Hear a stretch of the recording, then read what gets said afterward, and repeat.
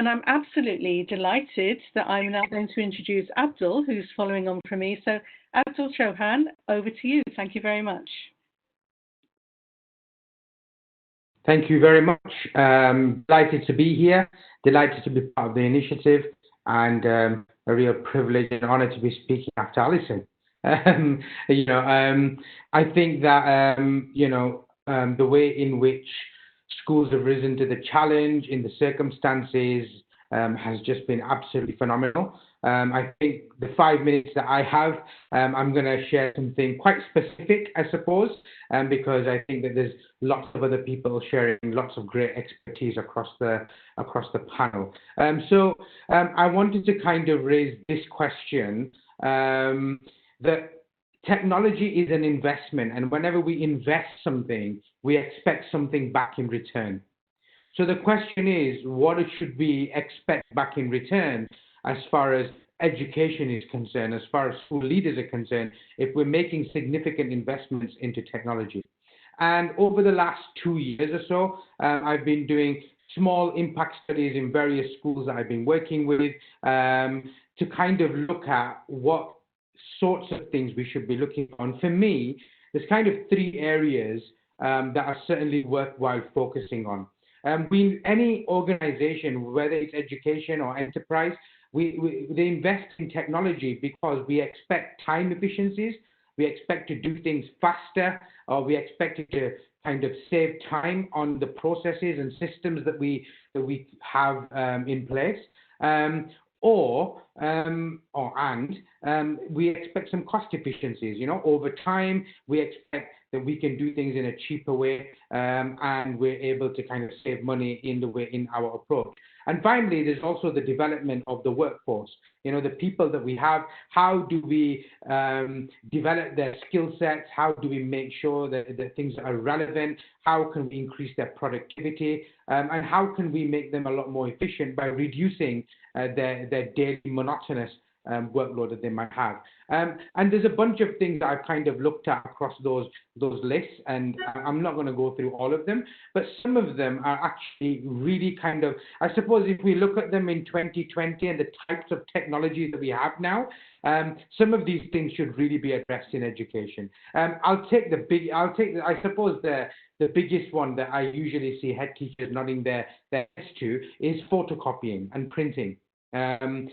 We live in a world now where a mobile device can scan images, scan documents, glue them together, multiple pages, turn them into PDF, send them out to whoever you want, but yet we will stand in that photocopier queue and wait for our turn to photocopy and print things out and so on. I'm not saying we become totally paperless, and sometimes that's driven by exams and final exams being pen to paper and so on, but there's certainly reductions that can be made by thinking about investment and what our return on investment should be as well. The other aspect is around academic learning. I was a chemistry teacher a long time ago. If the students in my class wanted to know about, the atomic structure of an atom, they would have to be in my class at that specific time for me to be able to spend 20 minutes explaining something. We now have technology that can capture that.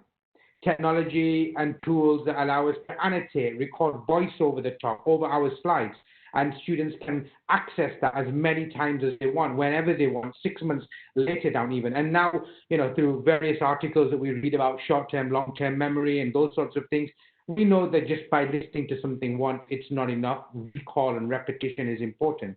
So actually using technology to kind of save and create time efficiencies with academic learning and creating equitable access has been kind of quite key. And finally, I will talk a little bit about the feedback element, because I think that there's a lot of the schools that I've worked with in the UK and internationally digitize verbal feedback where teachers can actually speak and talk to their students. Certainly during the pandemic time and lockdown, and where the appropriate technology is being used and that voice communication is still being maintained, that those kind of approaches have been kind of pretty successful. And I would definitely urge school leaders and people to kind of look into these technologies that we use in our lives on a day-to-day basis, but certainly from an education perspective, yes, tend into policy, turned into a consistent workflow across an organization, an agreed approach can add huge value. You know, and there's a bunch of examples around the power of voice and what that can do. There's lots of tools that allow now to annotate with voice. And I remember writing the article 2018, I think it was, for the Chartered College. And that was very much, you know, around kind of looking at this and the workload reduction, the relationships that can be maintained and so on with students. And there's lots of tools that kind of allow for that to happen. And also, you know, the power of kind of screen recording during the lockdown, being able to explain and talk about, you know, new learning and how new concepts can be explained. And there's lots of kind of great free tools that allow for that as well. And I think it's worthwhile kind of looking at these sorts of things to kind of impact classroom practice. And I also hope that once the lockdown is over, you know, all the kind of learning the schools had, the systems that schools have had to employ, they don't just disappear and we go back to where we were, but actually we see them as tools that add value to pedagogy and add value to what teachers do, and we continue to amplify the learning experience for our students. And I'll stop there. Thank you very much.